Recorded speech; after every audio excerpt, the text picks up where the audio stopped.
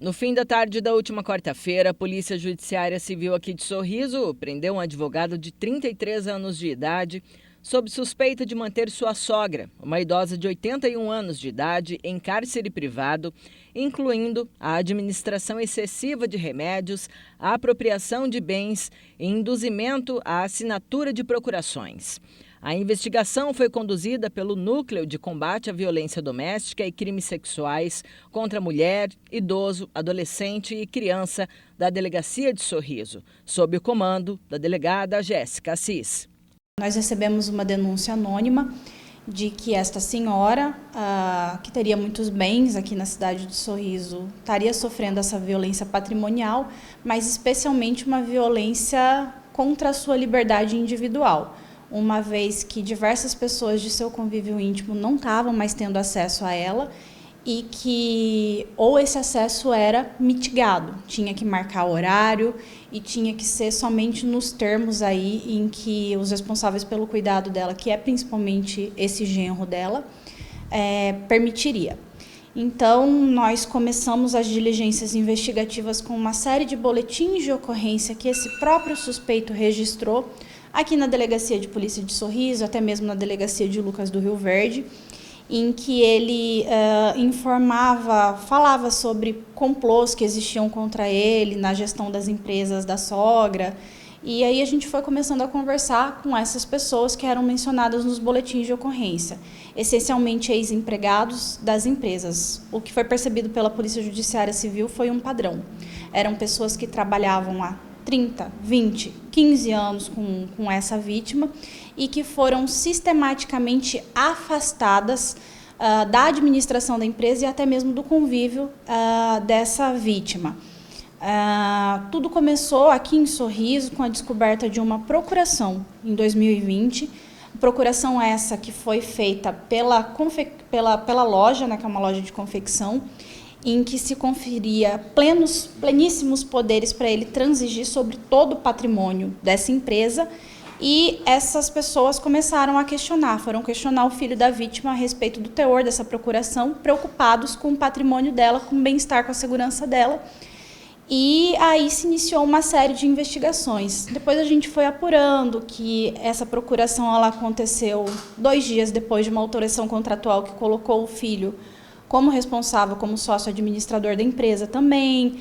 Então, há uma série de investigações que ainda precisam ser feitas. Ainda segundo as investigações da Polícia Civil, o advogado estaria administrando medicamentos à idosa em excesso. Apreendemos também receitas, alguns medicamentos que estão sendo ministrados de uma maneira suspeita, colocados em caixas organizadoras, estritamente controladas pelo genro dela, sem as cuidadoras saberem ao certo se está condizente com a receita ou não, porque ele corta de uma maneira os medicamentos e coloca nas caixinhas de forma que não se sabe o que tem lá dentro. Então, tudo isso será periciado, os celulares serão minuciosamente analisados e eu acredito que é principalmente a partir daí que a gente vai conseguir descobrir a verdadeira extensão e os verdadeiros culpados por tudo que vem acontecendo com ela. A defesa do advogado e do filho da idosa alega que não há qualquer crime cometido contra ela e pede a anulação das acusações. Não há nenhum elemento robusto dentro da investigação preliminar do inquérito policial que evidencie de fato a prática do crime. Tanto que nós impetramos ainda no final de semana um habeas corpus no Tribunal de Justiça, já suscitando algumas nulidades na decisão do juiz plantonista e algumas desproporcionalidades que foram praticadas na decisão, e nós estamos esperando uma decisão liminar que deve sair entre hoje e amanhã quanto a essas ilegalidades. Quanto à situação específica, o nosso cliente foi colocado já em liberdade, então ele não está preso preventivamente, muito em virtude desses elementos que são extremamente frágeis. Não há prova do cometimento de qualquer crime. O que há são pessoas que foram ouvidas na fase de investigação, que são pessoas ou que já tiveram algum atrito com os nossos clientes, né? E que, logicamente, se a pessoa teve um atrito, ela tem uma narrativa não tão favorável à pessoa que não teve nenhum tipo de atrito anterior. Então, elementos muito frágeis. Quanto aos supostos maus-tratos e cárcere privado, o advogado alega que a defesa juntou várias fotos e vídeos que demonstram que a idosa era bem cuidada e não era mantida em cárcere privado. Nós juntamos inúmeros documentos ainda no final de semana, fotos, vídeos de pessoas que conviviam, que estavam na casa, que visitavam ela. E retornou ontem, isso é importante que se diga, o estudo psicossocial, porque o juiz, o plantonista, ele determinou que fosse feito um estudo psicossocial na residência da idosa para verificar a ocorrência dos possíveis abusos, maus-tratos, sobretudo de eventual cárcere privado, que foi mencionado.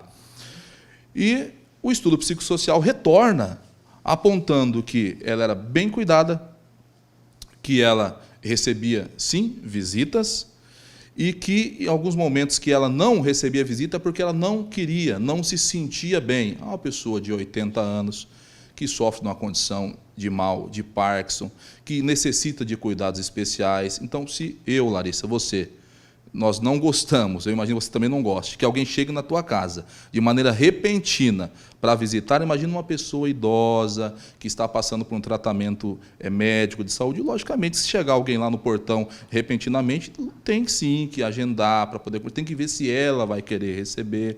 Então, o estudo psicossocial diz justamente isso.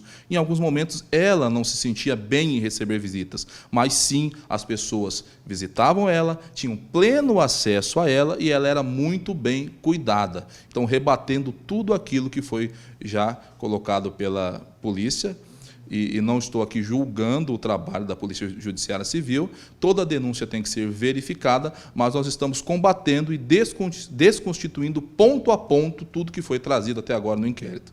Quanto aos remédios que, segundo a denúncia, eram ministrados de forma excessiva, o advogado também informa que tudo está dentro da normalidade, seguindo prescrições médicas. Não havia excesso de medicação aplicado a essa idosa. O que havia, assim, determinação médica, receituários médicos, laudos médicos, determinando que ela usasse os medicamentos. Então, todos os medicamentos que foram prescritos por médicos foram ministrados a ela, nada além, nada mais e nada menos. Então, não existe essa situação de estar ministrando remédios sem receita ou em excesso. De acordo com o advogado, a Justiça determinou o afastamento do filho e do genro do convívio da idosa, situação que a defesa tentará reverter o mais rápido possível. Você afastar uma mãe de 80 anos com problema de saúde, mal de Parkinson e outros problemas de saúde que ela sustenta além do mal de Parkinson, de um filho que cuidava dela com amor, com carinho, do genro, que era igual um filho para ela, que cuidava dela com amor e com carinho, você obstar essa convivência baseado em elementos tão frágeis, e com a própria palavra da idosa dizendo que nunca foi maltratada, que recebia visitas, que confia neles, que eles ajudavam ela a não ficar doente, que eram pessoas assim, da extrema confiança dela. Ela não narrou nenhum maus-trato, não narrou nada que dessem seja um cárcere privado. Então, é uma irresponsabilidade, é um risco de afastar a mãe, nesse estágio da vida, do filho. É um absurdo. Vou despachar com o desembargador hoje no período da tarde ou amanhã cedo, justamente para tentar revogar essa cautelar de afastamento. Pelo menos que haja, então, uma visita assistida do filho à mãe, mas não impedir o filho de ter contato com a mãe, da mãe ter contato com o filho, seu único filho. E é um absurdo.